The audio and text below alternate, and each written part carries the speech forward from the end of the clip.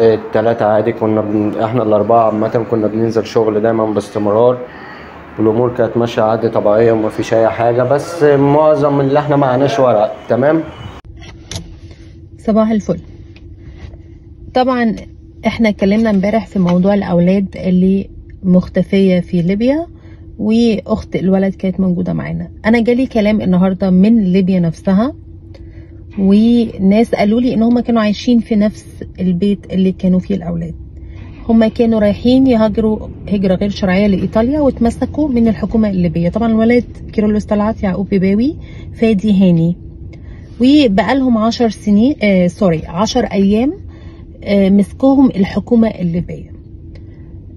فقالوا لي ما فيش حاجة اسمها ميليشيات مسلحة، ده الكلام على مسؤوليتهم وليس على مسؤوليتي، ده الكلام اللي جالي. فقلت لهم قولوا لي في فويسات وانا هعرضها لحضراتكم دلوقتي ان هم مش مختطفين. انا ما اعرفش مدى صحة اللي جالي، لكن نظرا للمصداقية انا بعرض اللي جالي واللي اتقال لي. النهارده البنت راحت، اخت ولد اخت كيرلس اسمها جاكلين راحت النهارده وزارة الخارجية، واهتموا جدا اهتمام كبير جدا، وقالوا هنتواصل وهنسأل وهنعمل. نظر المصداقية انا عرضت اللي جالي. صباح الفل. معاكي نبيلة أشرف من مغاغة، اللي كان مع كرولس وفادي ويعقوب. تمام. حضرتك المواضيع غير كده خالص. الأمور ما كانتش ماشية كده. التلاتة عادي كنا احنا الأربعة عامة كنا بننزل شغل دايما باستمرار، والأمور كانت ماشية عادي طبيعية ومفيش أي حاجة، بس معظم اللي احنا معناش ورق. تمام. فالتلاتة اتمسكوا هجرة غير شرعية. تمام. هم حاليا في سجن في طرابلس، بيتم إجراءات ترحيلهم. احنا سألنا عليهم وبيتم إجراءات ترحيلهم، وطبيعي يعني اللي ناس معاش ورق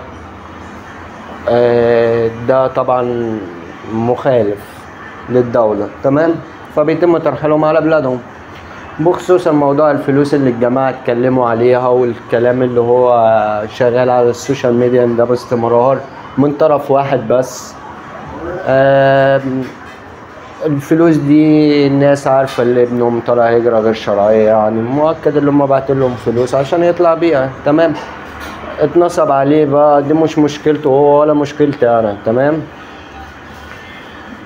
موضوع الطرفين التانيين مفيش طبعا موضوع اختطاف نهائي، مفيش الكلام ده، بسبب الطرفين التانيين ما كانش فيهم يعني حد من اهاليهم قال اللي هم مخطوفين. ومعايا فادي، معايا اخو فادي ابرام هاني، ومعايا برضو الجماعة بتوع يعقوب، برضو مفيش حد قال اللي هم مخطوفين، ومفيش الكلام ده كله طبعا كذب، ومفيش خالص المواضيع